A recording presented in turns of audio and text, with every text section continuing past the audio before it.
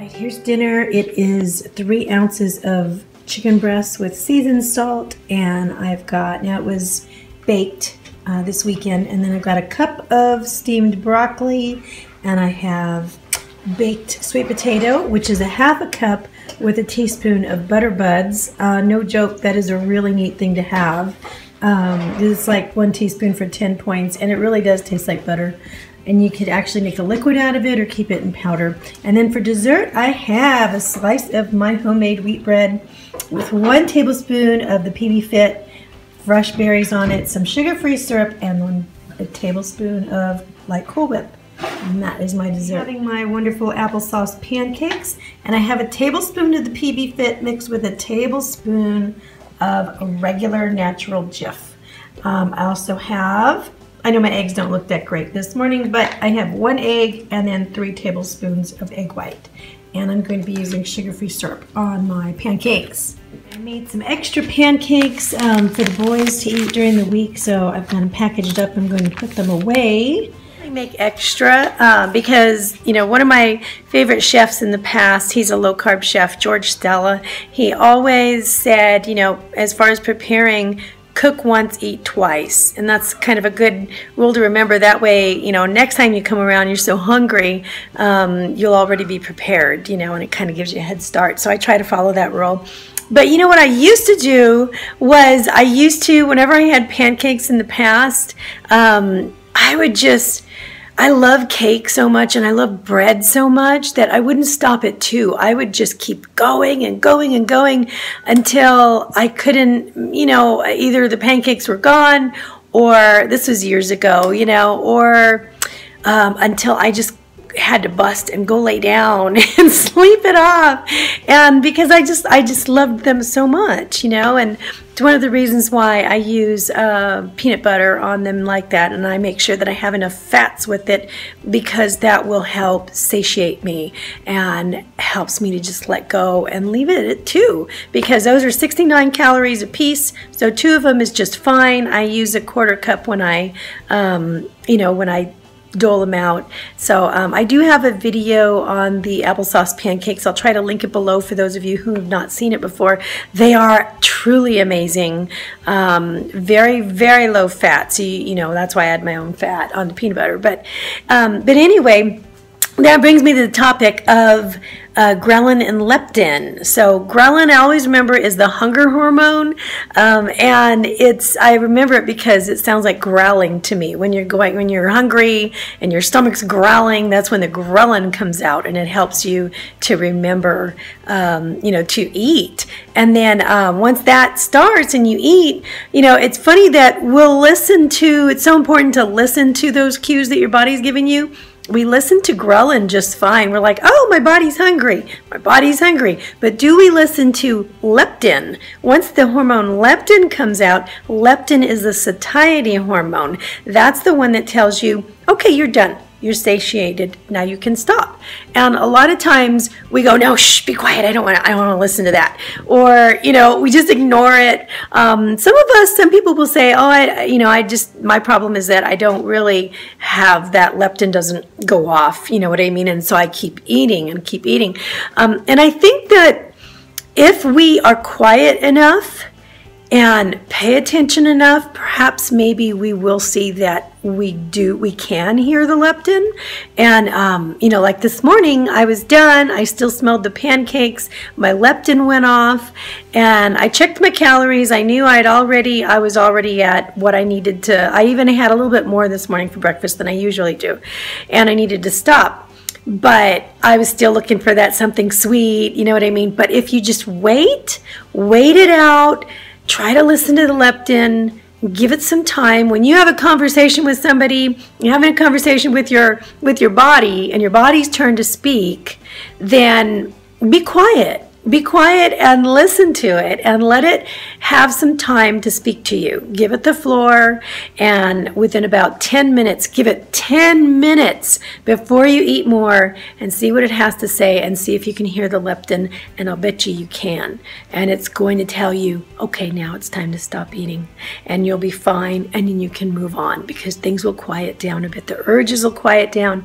All you got to do is let the leptin talk and listen to it. When you're done, if you want more, give it 10 minutes before you go on to make sure you really want something.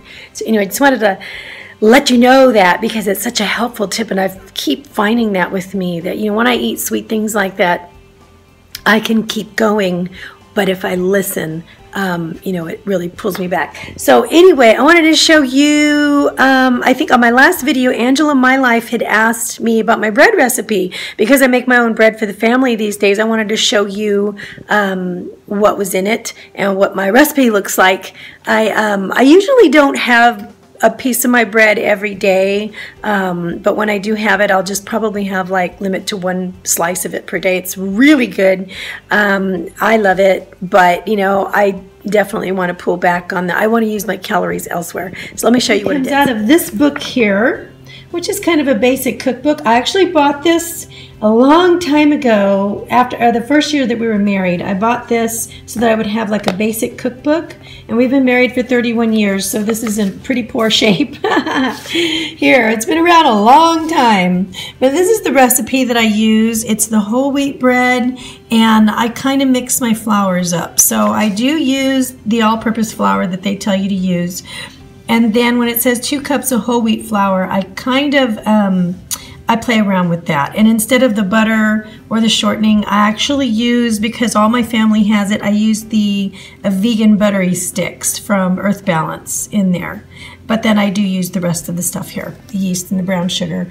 And so let me show you that recipe in case you want to try it and screenshot it. It's very simple, and it's gotten even more simple since I used my KitchenAid to do the first part of the mixing. I actually, and there's some variations down here. I actually knead it myself with my hands, and I'll show you how I knead it because it makes it more effective. Because I love speaking to the bread, and it gives me a zen moment to be able to do that. So I know I could use the hook, in my bread maker machine thingy, but I choose to do that. So I use an unbleached all-purpose flour. I like the King Arthur flour for the all-purpose. And then when it says use 2 cups of the whole wheat flour, I use 1 cup of a whole wheat pastry flour, and that just makes it so much different. It makes it so soft, and my family really loves the texture. This is an amazing product. If you don't already buy this whole wheat pastry flour, makes all the difference in the world. So I use 1 cup of that, and then I use 1 cup of this Prairie Gold. It's whole wheat flour, but it's white whole wheat, so it makes it really light. Now I'm almost out of this one, and they didn't have any more at the store, so I'm going to be using this one in the next one, which is whole wheat flour. This is heavier. It's traditional whole wheat, so it's not the white one. So I expect my bread to come up a little bit heavier, using that one. But my first choice is to find the Prairie Gold and the pastry and then the all-purpose, and to use those in the bread. And I don't have any preservatives in it, so I have to keep it in a plastic. It's a big plastic. I usually keep it in here, and I put it in the fridge, and I put some paper towels in here to absorb the moisture. And then it just, I can smell it. It smells so good. Every time I lift this, it just smells like a bakery. And this bread is absolutely amazing. And I always toast it. It's so good. And my husband said, please, please, please, can we never buy bread again? I can't live without this one. And so I'm so grateful. My kids are saying, oh, I love your bread. I love your bread so much. So this is it. And I just wanted to let you know. And again, I got it out of this book. I know they have these in libraries too if you want. This is such a great book because it's really had basics for me since we were first married to, have go-to recipes in here. So anyway, just wanted to share that with you. Here I'm about to have this snack, and it is fava beans. And I got it out of my 100 calorie snack cookbook. It's this right here, oregano roasted fava beans.